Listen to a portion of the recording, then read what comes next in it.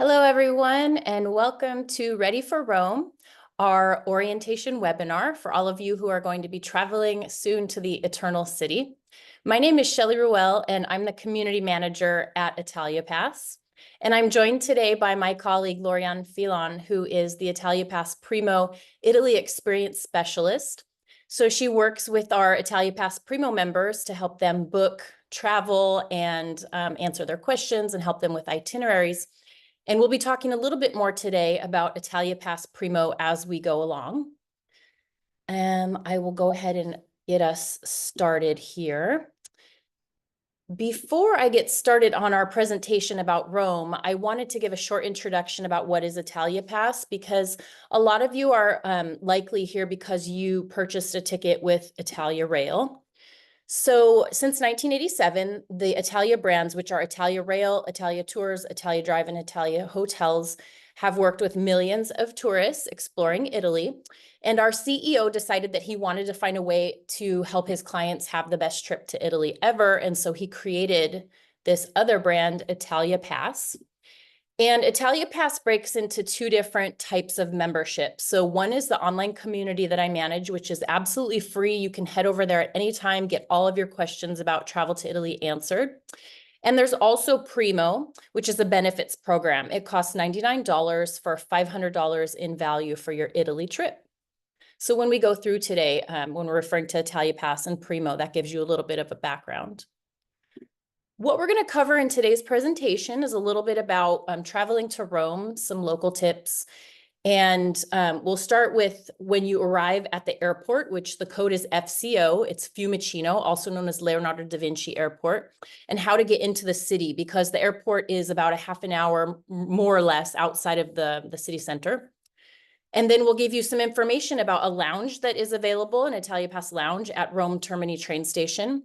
I'll be talking a little bit about how to get around with public transport here in the city, as well as navigating restaurants and menus, giving you a few tips about our local customs here that might be a little different than what you're used to.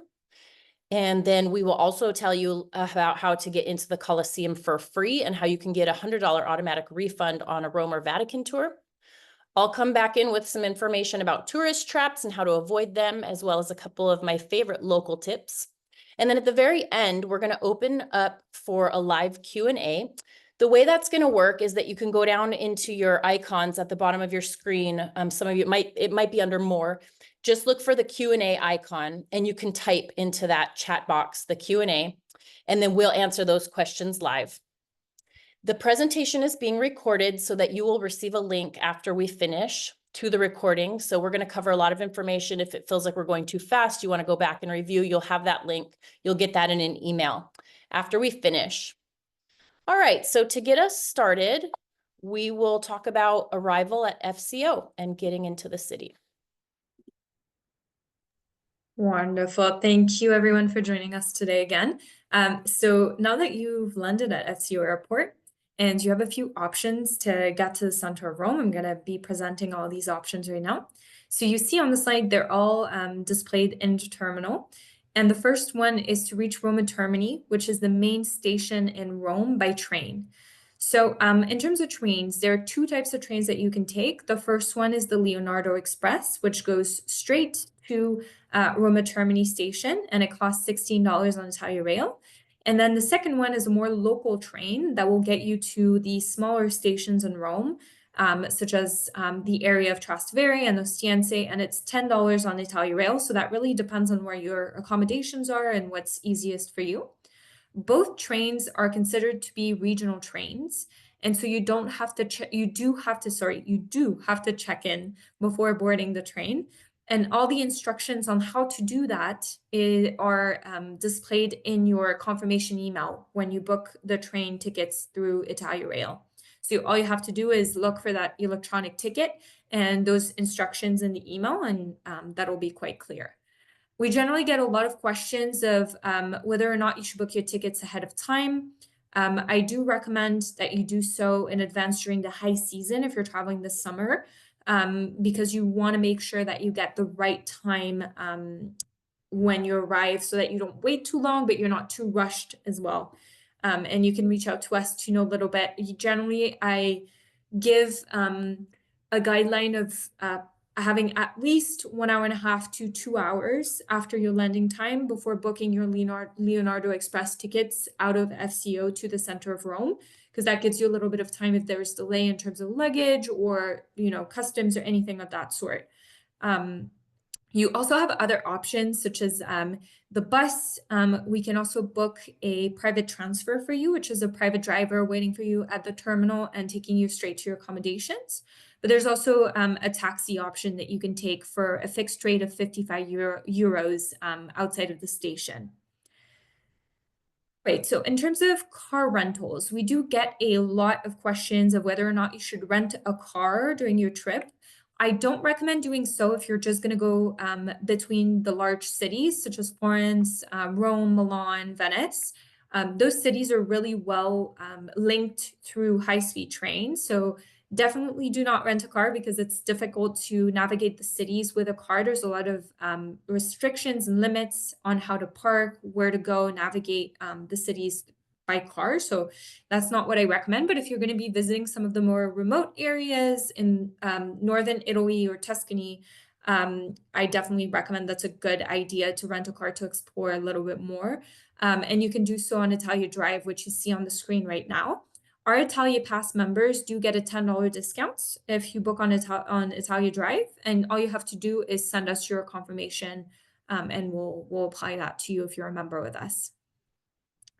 As far as the lounge, it's a great perk of being a member, and it is located in the main train station, which I mentioned earlier, named Roma Termini. So it is the train station, it's not the airport. But what's great about it is if you have a train and you checked out of your hotel and you want a place to relax, you can do so. We offer free refreshments, free espresso. We also have an attendant that can help you with your train tickets or any questions you have. And what's great as well is that we can store your luggage for free. So all you have to do is reserve your stay at the lounge and let us know that you're going to be storing your luggage, and we can do that for all of our members who have access to the lounge. Right, so then now tours. Oh, sorry, no. Now for some more information about the public transport within the city, I'll give it back to Shelley. Okay, perfect. All right, so let's talk a little bit about public transport here in Rome. The company name is ATAC, and there are 3 types of public transport methods here in Rome. The most common and most prevalent are the buses. There's also an underground line, a subway. It's known as the metro. That's short for metropolitana. It's a very, very easy system compared to a lot of other large cities with underground systems because it only has 2 lines, an A line and B line, and they only intersect at one station, which is Rome Termini, which is the station you just heard about where our lounge is as well. It's the main train station. So it's extremely easy to navigate the system. There are also a couple of above ground tram cars as well. Now, tickets are relatively inexpensive compared to other large European cities. They cost €1.50. The way the ticket works is it's on a time-limited basis. So you don't have to worry about different zones of the city or paying different amounts as you travel into different areas. You can use the entire public transport network on the same ticket for $1.50, and it is good for 100 minutes of riding on the public transport system. Now that 100 minutes starts from the moment you board the first method of public transport and validate that ticket, or, which I will talk about in a moment, use a tap and go system. The only exception to that is that it's only good for one ride on the underground. So what that means is once you enter the underground with your ticket, you ride the subway and then you exit at your arrival station, that ticket is no longer good for another subway ride. However, if there's still time left on it, you can use that up to the 100 minutes on the buses and on the trams. Now, as I mentioned, tap and go is a really convenient way to travel within the public transport system and not have to buy a paper ticket. Tap and go means that you can use your contactless payment system to enter the turnstiles. It's mostly prevalent in the underground, although, especially with the Jubilee year and the upgrades they've made to our public transport system, you're going to find it a lot more frequently on buses as well. So you use your contactless payment card, so credit or debit card. You just tap at the turnstile or on the box inside the bus, and that counts as your ticket. It's one card or payment method for each rider. So you can't use the same payment card for multiple riders. And the reason for that is the payment method is considered your ticket. So if an inspector were to board the bus and ask to see your ticket and you had used tap and go, you're going to show them your payment card or your contactless system on your smartphone. And yeah, so that's for the tap and go system. Now, if you're going to get a paper ticket, that's called a biglietto. And the places you can buy those there's machines inside the underground. So you can actually purchase a ticket there. There's a small supplement. I think it's 50 cents for the first time you buy the ticket. And then you use that ticket to, you top it up, you recharge it because it has like a chip inside. You can buy them also at what is known as tabaqueria, which is a tobacconist shop. You can also buy them at the newsstands throughout the city. One bus route I did want to point out to you is bus 64. This bus is very convenient for visitors to the city because it has the start and end points are Termini Station, which we've mentioned several times, the main train station, and the Vatican. So if you're going to St. Peter's, going to visit the Vatican, it goes all the way across the historic center from one end to the other, from Termini to the Vatican. So it's super convenient. The only thing I would want to make you aware of, though, is because of the fact that it's very popular with tourists, it also is popular with pickpockets. Now, we're in low season right now, so you're probably not going to have as much trouble with pickpocketing as you would, say, in July or even August, because the bus won't be as crowded, because pickpockets really thrive in crowded environments where people are jostling and you're not going to necessarily feel somebody trying to take your wallet or your belongings out of your purse. So I don't say this to worry you whatsoever. Rome is a very safe city. I've lived here for 23 years and knock on wood, I've never been pickpocketed, not even once. And I attribute that to the fact that when I go out, which I'm going to tell you what you can do, just like me, is just be very aware of your belongings. So if you have a purse, put it across your chest, wear it like a cross body bag, and maybe just keep your hand on your purse so that you know it's close to your body. Or men, if you have wallets and you normally keep it like in your, maybe in your back pocket, put it in your front pocket so that you can kind of keep your hand on it. The main thing is that pickpockets are going to go for people who look distracted.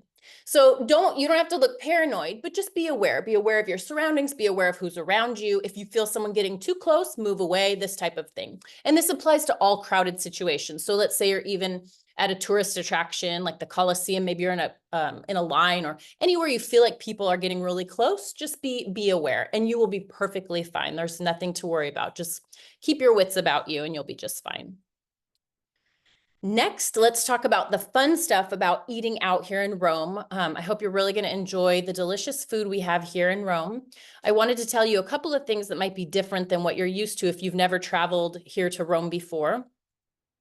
So our times that we eat are a little bit later than, let's say, North America or Canada, United States. We eat lunch starting around 1 p.m., 1 to 1:30 is usually when we start eating lunch, and dinner around 8 or 8:30. So just be aware that the dining times are a little bit later, especially if you're going to book, because you may not be able to book at a local restaurant, like a really restaurant that's not geared towards tourists. They may not accept reservations earlier than that. However, you will find other restaurants available in the touristy areas that are available like all day long. The check is called il conto. And the reason that I put check on this list is because something that people have asked me about that they have found different here is that the wait staff generally will never bring your check unless you ask for it. Whereas it's different, say, for example, in the United States, where it's very common for a wait person, like the waiter or waitress, to just, when they bring the food out, to say, okay, and here's your, I'll take this when you're ready, and they give you the check so that you have the ability to leave whenever you need to. It's the opposite here. And the reason for that is because it's a cultural thing. when you have your table here, it's popular cultural tradition to just go out to eat, to spend time with friends and family. And the waitstaff really wants to respect that. So they don't want to make you feel rushed by putting the check down on the table unless you ask for it. So I say that in case you're wondering, gosh, they're really slow. How come the check isn't coming? You just have to ask for it because they don't want to disturb you is basically it. 9 times out of 10, once you get that table, you've got it for as long as you want. They don't try to turn tables necessarily like they might in the United States. One exception to that is if it's a very popular restaurant, but they will let you know that in advance. There are restaurants here that are super popular with tourists, and they will tell you, you have this table until time, and then you'll know. Tipping. Tipping is a question we get a lot. So you don't need to tip. It's not a common practice here because the waitstaff works for a full salary. However, if you want to leave a little something just as a courtesy, feel free to leave maybe €1 per person. But generally speaking, my friends here, the locals, they don't generally leave a tip after dining out. So don't feel guilty or don't fall into a trap of this probably wouldn't happen at a local restaurant, but at maybe a touristy restaurant, they're going to make you, if they were trying to say, oh, where's the tip? You don't need to leave a tip here in Rome. It's okay. Same goes for taxis. People do ask that about taxis as well. With taxis, it's convenient to round up. If you're paying with cash, it's convenient to round up to the next euro. But taxis also accept card payments, so that's probably the most convenient way to pay. Menus. So I wanted to tell you the difference between a ristorante and a pizzeria because it's not always clear to everybody. A ristorante, that means restaurant. Your restaurant may or may not have pizza. So if you're really counting on trying the Roman style thin crust wood-fired pizza, look for an actual pizzeria, which is a sit-down pizza restaurant. In a ristorante, your menu is going to have 3 main categories: the antipasto, which are appetizers, the primo, which are pasta dishes, and risotto, rice, if they have that on the menu, and the secondo are the meat dishes. You don't have to order all of them. You don't have to order every course. You can mix and match and choose what you want. So don't feel like you have to take something from every single category. It's basically however you want. And the waitstaff may say, like, let's say your dining companion orders a primo, but you just want a secondo, then they will probably ask, would you like me to bring those out at the same time? So you can eat those together. So I explained about the pizzeria. There's another type of pizza restaurant, but it's more like a fast food, street food. It's called pizza al taglio. Al taglio means literally cut pizza. So as you're going around the city, you're going to see these little shops, pizza al taglio. There's going to be pizza behind a glass counter. And the way it works is you go in and you tell them how much of the pizza that you want. They'll kind of use their hands to show you the amount. They're going to cut it to your specifications, and they're going to weigh it. It's sold by weight. Generally, you're not going to find it by the slice. That's very rare here in Rome. You're basically going to tell them how much you want. They're going to cut it to your specifications. They will weigh it based on whatever topping. So each topping combination has a different price per etto. So like it's generally speaking, for a lunch, you're probably going to pay between 5 to 10 euros per person, depending on how heavy it is, how many toppings are on it. And so that's the way that works. They'll give you a little ticket that you take to the register and pay, or you'll pay them directly. The reason I put toppings as a bullet point is because something some people don't know is that we don't order pizza. We don't order the toppings on our pizzas here individually like we would per se in the United States. And you don't get like one pizza for the whole table. It's the way it works is everyone orders their own pizza and the toppings are already preset on the menu. There's like combinations of toppings and each pizza has its own name. So like the most basic cheese pizza is called margherita, but there's other combinations of toppings. So it's not like you can pick and choose. You're going to choose the combination, the name pizza that you want, and they're going to bring it to you. And like I said, it's a very thin crust, so you should be able to manage it. Don't feel like you're getting a deep dish all for yourself. It will be manageable. Or do like the Italians do. If you can't manage it all, just leave the outer crust, eat the rest. Fritti, I put that's popular street food appetizer. It's fried foods, but supplì in particular, that photo that you see on the lower right, that's a Roman specialty. You probably won't find it anywhere else outside of Rome. Similar to the arancino, which is Sicilian, but it's different because it's rice arborio rice with a ragu, so like a tomato meat sauce. Then they make it into a ball and they put a little bit of mozzarella in the middle. Then they bread it all and deep fry it. That's why you see the mozzarella is all melty. That's a really good street food snack. You can pop into a pizza al taglio. They're like €1, more or less, the supplì, maybe 150, depending on where you're at. And you can just eat those on the go. Same with the pizza al taglio. You can take it to go and eat it walking on the street. That's totally acceptable. Last but not least, coffee. So let's bust out of the Starbucks habit and try local coffee when we're here in Rome. Coffee bars or cafes rather, are called il bar. They're called bar, the bar. So that doesn't necessarily mean a cocktail bar. It's the coffee bar. The way it works is you're going to go in and you're going to first pay at the register, get a receipt, and then take the receipt over to the counter, the coffee counter where the barista is, and order whatever you wanted, whatever your coffee is with that little receipt that they give you. So pay first, then order. Now, something to keep in mind is that when you say you want a cafe here in Rome or in Italy in general, the Italians interpret that as espresso. So if you're thinking cafe means coffee, like an American coffee, no, you're going to get a little baby shot of espresso. If you do want like an American style coffee, you can order what's called an Americano, which is an espresso with, they add hot water to it to make it more substantial. Oh, one thing that people do ask about a lot is about cappuccino. Is it taboo to drink a cappuccino after dinner? Yeah, it is actually, but don't worry, they may offer it to you, especially if you're in a more touristy area. The thing about it is that most restaurants, most Roman restaurants, they probably don't even have milk necessarily to make you a cappuccino, or they may not even have like the milk steamer because it's not a typical thing. Cappuccino is for breakfast, but after dinner, they will offer you an espresso. It's very common to have an espresso after dinner. The best places for espresso in Rome, I've listed 2 for you to try, and those are going to be on a list of resources that I'm going to email out to you as soon as we're done, and that will come with the email that has the recording of this webinar as well. Okay, so that wraps it up for the restaurant portion. Moving on, I'm going to turn it back over to my colleague Lorianne for the Colosseum. Great. So now for some of the exciting experiences that you're going to have when you visit. As an ItaliaPass member, you do get one free skip the line ticket of a $22 value that gives you access to the Colosseum, the Roman Forum, and the Palatine Hill. We also offer some great guided tours in Rome that include the Vatican. We have a great street food tour of Trastevere. We have tours of the Colosseum where we can also credit your free ticket too. And ItaliaPass members get $100 credit to spend on their first tour booking and 10% off on any subsequent tours. You can book these experiences either on italiatours.com or you can email us. And if you have any questions or you would like us to book it for you, we can do that as well.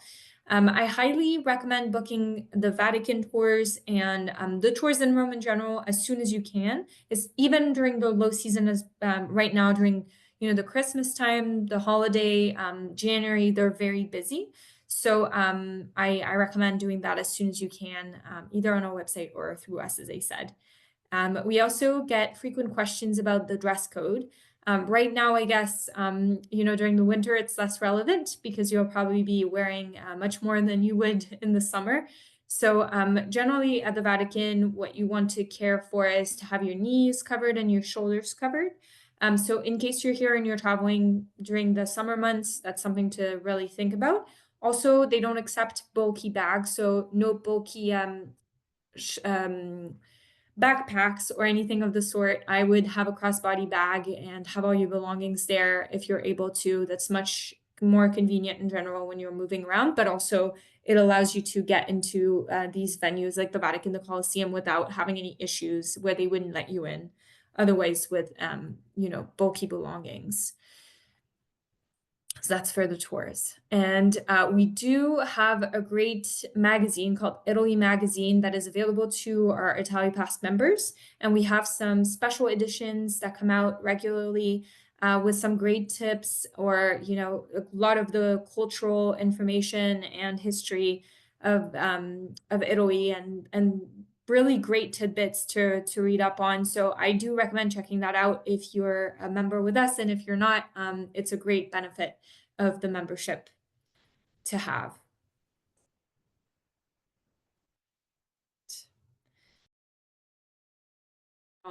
Passing it on back to Shelley for some Okay, yeah, I was unmuting myself. Okay, so now let's talk a little bit about some of the most common tourist traps and how to avoid them. So first off, restaurants. How do I know that it's not a local Roman typical, like where the locals are going to eat? Well, two dead giveaways are one, if there's pictures on the menu, because obviously a Roman doesn't need to see a picture of what they're going to eat. They just know what the things are. So if there's pictures, that's a tip off. Another one is what I'm calling promoters. When you're downtown, you're going to see these people trying to usher people as you're walking by the restaurants. Come, hi, how's it going? Come on in. That's never going to happen at a local Roman restaurant. They don't need to try to usher people in because they go by the strength of their reputation. Now, are you going to get a horrible meal at a restaurant that has these things? Probably not. It'll probably be decent. It'll probably be like normal. Not fantastic. But the reason I point this out is because if you're here in Rome, it's worth your while to try to find a place where the locals would go, because you're going to really get an authentic experience that you may not necessarily get in one of these places that's trying to cater to our tourist crowd. So they're going to try to be catering to a lot of different international tastes, whereas a local Roman restaurant is catering to the local Roman tastes. And so then you'll get an authentic experience of what a Roman would eat when they go out to dinner. Next, this photo you see here in the middle, I actually took this photo near Trastevere many years ago. I thought it was so funny, this gladiator with his Samsonite coming home from a hard day at work. So these gentlemen dress up as gladiators and they work out in front of the Colosseum, freelancers, if you will. And what they do is they try to get tourists to take pictures with them. Not everybody knows that that's what they're doing to make a living. So if you see one of these people and they try to usher you over for a photo, just be aware that it does have a cost. My advice to you would be to try to negotiate the cost, or at least know what they're going to charge you upfront before you take the photo, just so that there aren't any unpleasant surprises. Another thing are roses, and I put in quotes gifts, because something that can happen, you see this gentleman in the photo on the lower right, especially in nightlife areas, it's more of an evening thing. So if you're in Trastevere in the evening, you'll see, or even downtown Piazza Navona, especially at Christmas time, you're going to see these. They might approach you and be like, oh, here's a gift for you. Well, of course, it's not a gift. They want you to pay for it. I think the tactic behind it is once it's in your hand, they're counting on you maybe feeling under pressure, obligated to then pay. I don't know how much they go for. The easiest way to avoid, if you don't want to be in that situation, is just ignore them, just walk on by. They've got plenty of other people to approach. And also, if you're looking to buy flowers, you will be spoiled for choice, as they say. See a translation from Italian. There's plenty of fresh flower vendors throughout the city. Last but not least is gelato. So I hope you're going to enjoy our delicious gelato here in Rome. One thing to look out for are, if you find a gelato shop that has not ice cream, it's gelato, overflowing from the tubs, that's probably a tip off that they've whipped a lot of extra air into it to make it kind of look showy and impressive. But an authentic gelataio or gelato maker would never do that. The gelato is never really going to go much above the level of the tub itself. And another tip off is, if you see this gelato with like neon bright colors, then that's obviously artificial coloring. Natural gelato uses the natural fruit or whatever the ingredient is, and it's going to have a very muted color based on whatever natural ingredient that they're using. Last but not least are a couple of my favorite tips for people coming to Rome. So Rome is unique because it has all these fountains. This may be a little bit less relevant now in the low season because it's chilly. In the summer, this is super helpful. So we have thousands of these water fountains around the city. They're called nasoni, which means big noses because of the way the spigot is shaped. The water comes out in a continual jet. It comes up from underground. It comes out ice cold. And it's easy to just refill your refillable water bottle. You don't need to buy plastic water bottles, just have a refillable bottle and you could fill up. In the resources list that I'm going to provide you that I mentioned, I'm going to have a link there for you to an app for your smartphone. If you're interested, you can download this app. It's the local water utility that it provides this app, and it locates all the Nazzoni throughout Rome. So wherever you're at, you can know where your next water bottle fill up is going to come from. Oh, and one extra local tip, if you want to drink out of it without a bottle, like a drinking fountain, you can actually stick your thumb in the bottom to plug the jet. And there's a little tiny hole on the top. And what will happen is the backflow will push the water out of the hole and it'll make an arc, and you can like bend down and use it like a drinking fountain. Just be careful that there's nobody walking by when you do that, because you don't want to spray somebody. It's been known to happen. Last but not least, in terms of the local tips, is the aperitivo. You may have seen or heard about the aperitivo. You can see this drink in the photo is an Aperol Spritz. This is a before dinner tradition. So generally around 6:30, it's like a before dinner drink. It's a very light, like it has a light amount of alcohol. It's like a light mixer, but you can also get ones with no alcohol. And this particular place, which I will have in my resources list for you, for like 10 euros, they'll bring the drink and all these like snacks. You could almost make a dinner out of it. So it's a lot of fun. That's a nice tradition to take part of when you're here in Rome. And you can even stop into any coffee bar, because even in the evening, the coffee bar, you could even order an aperitivo, like a Prosecco. Most of them will be able to prepare a simple aperitivo for you at any coffee bar. Also before lunch, not even necessarily before dinner. You could also around 12:30 before lunch. Okay, so that wraps up the information part of our webinar. As I mentioned before, I'm going to send you an email that is going to have links to the resources that I talked about. It's going to have a recap of the Q&A, which we're going to hold right now. And it will also have a link to the recording of this webinar if you want to go back and review any of the sections.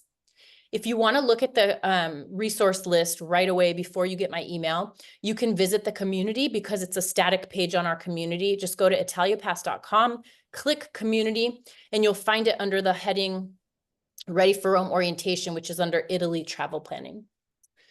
Okay, wonderful. So now I'm going to stop sharing my screen and we're going to go into the Q&A. So if you have a question, I see that there's already 7 waiting for us, which is fantastic.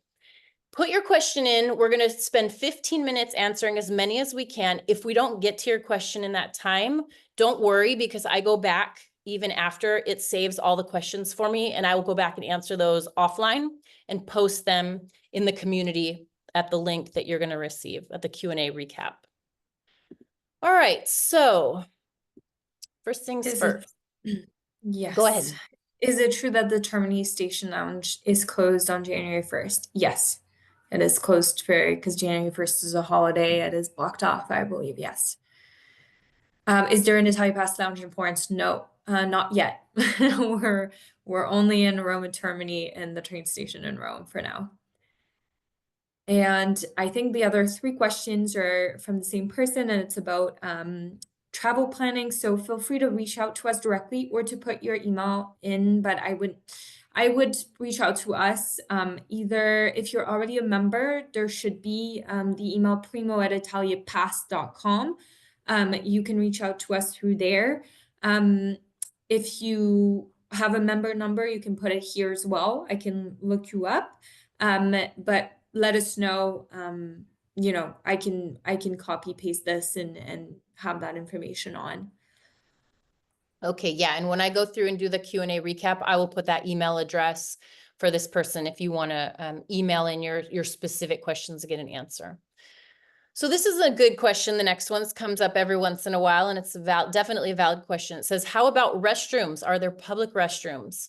So Rome doesn't have a lot of public restrooms that are just like coin pay restrooms that you might find in other European cities. For like example, in Amsterdam, you can go around, there's a lot of like public toilets, like €1 you pay to go in. Rome doesn't really have that. So what do you do instead? The local trick is there's lots of coffee bars all over the place, and they all have restrooms. So what we do is duck into a coffee bar and buy something cheap, like a bottle of water or a coffee. And espresso is like $1.10, generally speaking. just buy something little, pack a gum, and then ask to use the restroom. That's the way we get around that. One other tip is carry like a pocket size tissues in like your backpack or your purse, because there's no guarantees that you're going to find toilet paper in those restrooms. So just to be prepared. What do you think about having a small tote bag with a metal water bottle for the Vatican Coliseum? We'll let that through. I'm not quite sure what size exactly. I think a small tote bag would be fine. As long as it's not, bulky and in your back and sort of, I think that's what they're worried about. There's a security anyway that you would have to go through. I think that would be okay. All right, so this one says, do you recommend making reservations for dinner? So the answer to that one is it really depends. It depends on where, for example. For example, there's this place in Trastevere that's super popular with tourists because it's just gotten a lot of word of mouth, and it's been this way for like 10 years. It's D'Aenzo. If you go to D'Aenzo, this is funny, they will not take reservations. Even if you try, they won't. You have to show up and then just wait for a table. Other places will take reservations, but I guess my best recommendation to you would be, if there's a place that you have your heart set on, stop in, like, or call if you're comfortable calling, but just check in advance, A, to see if they accept reservations at all, and then B, to see if you need to make them. I think it's a good idea if you're able to, just to make sure you have a table, but we are in low season. So generally speaking, if it's not like a busy Saturday night, you're probably not going to have any trouble just walking in to most restaurants. If you're concerned and you haven't made a reservation, you can always try going in at 8. 8 is still a little bit on the early side, and you should probably have no trouble finding a table unless it's somewhere super famous. Can you take pictures in the Vatican and such? Yes. I would assume maybe flash is not permitted, but yes, you can take pictures for sure. The next one, maybe I take as well. We will have a few bags when we arrive by taxi termini. I'm assuming you're saying like the station, when you arrive at the station. Do you have any suggestions on how to navigate? Well, we have the lounge. If you're a member, we have the lounge where you can store your luggage. If you're not, then that's completely fine. There's also options to store your luggage. It's obviously you have to pay. They're paid options, but there's some great options at each station to store your bags or you could go to your hotel. If you have a hotel, they generally take in bags before check-in. So that's the number one suggestion, of course, but they do have options that are paid in the station. The next one says, do local restaurants serve gluten-free? This is a good question we've gotten in other webinars from other travelers before. So I've compiled a list of gluten-free and vegetarian and vegan resources. So I will make sure that I include those in our Q&A recap. When you get the link to that, you'll find the link to these gluten-free places that have been recommended. I'll take this. I've gotten your Oh, go ahead. information and found Okay. you, so I'm gonna reach out after this, and you'll tell me everything that you need, and we'll go from there. Thank you. Okay. And I'll let you take this one maybe because Yeah, okay. So it says, how do you suggest we protect our wallets, etc., from pickpocketers while we roam around the city? Thanks. Kind of just what I said when we were talking about being on the buses. So just being aware, really. I mean, you don't have to go around with like holding your things so tightly just be aware of people around you, especially on the buses. I really think that the buses and the subway are the prime places. And one other place, if you are planning to go to our really famous flea market on Sundays called Porta Portese, it's over in Trastevere. That is such a typical place that pickpockets roam around because it's crowded. And so it's very easy for them. You would be amazed how easily they're able to kind of like get in and get out, and you wouldn't feel a thing. I actually once saw, and I yelled to make them like not do it. I actually saw somebody sticking their hand into somebody's coat pocket, and the person like had no idea. So the key there then is, is there somebody really close to you? Or I haven't seen this so much in Rome, although I've seen this happen in Spain. Sometimes they work in teams, like one will drop something. So like they appeal to your sense of like humanity, like you're gonna, oh gosh, let me get that for you. And then as you're bending down to pick up the thing, somebody's reaching in. And so there's a lot of tactics, but it all comes down to, is there somebody really close to you? Is somebody in your space? Is some stranger like, just be aware. Honestly, I mean, that's truly, truly it. I think it's because tourists, they're so excited, you know, when they're going around and they're seeing the site, they just kind of lose their sense of like awareness sometimes. So keep your guard up, but it doesn't have to be excessive. Like like I said, I've been here 23 years. I was riding the subway last night through Termini. It's like second nature to me. When I come into Termini, my bag goes around my shoulder and my hand goes on my bag. It becomes like a second nature thing. But I'm not like paranoid. I'm just aware. So I think that that's probably the best advice. Hopefully that helps. Does my credit card need to have a tap to use? Like a contactless, I think they mean there. Yes. Yeah. No, you mean to use in the, perhaps this person means to use in the city in general. No, you can use like a regular credit card, like with a chip. A lot of times they'll insert with a chip. It doesn't have to be, but for the tap and go system on the public transport, yeah, that's how that works. It works with a contactless tap and go. So hopefully that answers the question. And to the person I'm going to reach out to, yes, we do provide services, tours, etc., in other cities beside Rome, of course. Most cities in Italy, we do have options. So we'll talk about that. This one says, I'm arriving on December 25th. We need reservations that day? We prefer to eat in the Trastevere area near where we're staying. We prefer casual.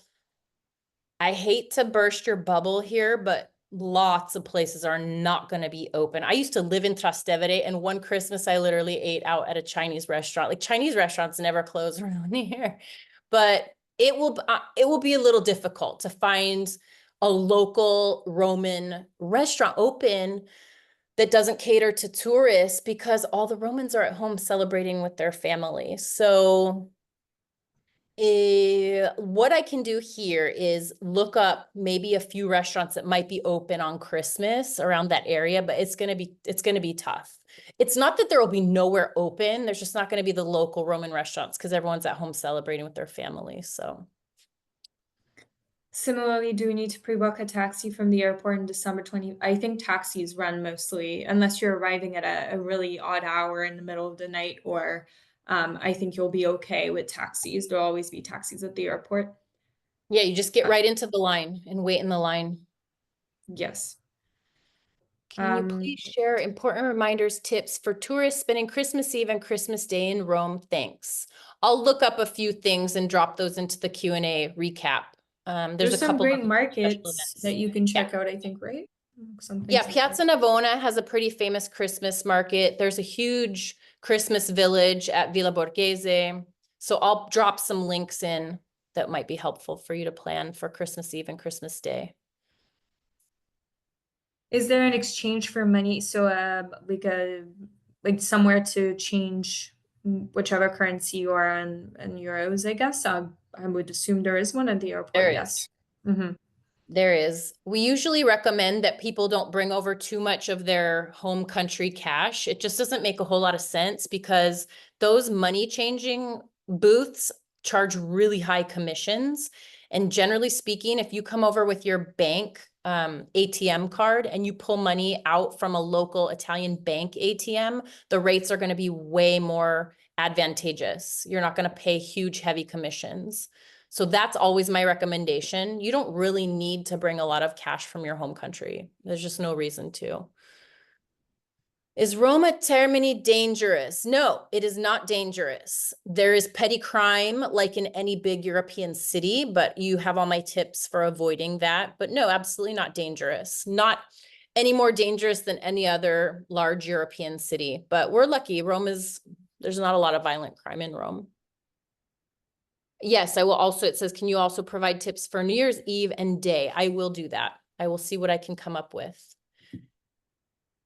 Would those Christmas markets be a place one could pick up food and eat? Yeah, like Generally there is street some food. food. Yeah, It's like yeah. street food. It's like booths, like you kind of like fair type of atmosphere. So, but they're out, sometimes they're actually like sit down, but it's like an outdoor kind of a thing. They're not like, there aren't really like restaurants at the Christmas markets, but there's like little booths and stalls where you can get like street food. Restaurants and sites be open on New Year's Day. For sites, it's a no. Generally, it will be closed, yeah. And restaurants, again, it's like for Christmas, a lot of the local restaurants will be closed because the Italians will be home celebrating. However, yeah, on New Year's Day. However, it's a huge tradition here in Rome to have what's called a cenone on New Year's Eve. That's actually a lot of restaurants will be open for a special New Year's Eve dinner, but it's like a big dinner. It's like a wedding dinner. It's like a multiple course. And I can maybe look up a few of those restaurants that might be open. So yeah. All right. Well, that wraps up all of the questions. We came right to 15 minutes. Thank you all so much for participating. We're so happy that you were here and hope you have a wonderful trip to Rome and enjoy our city. Yes, thank you. Happy travels.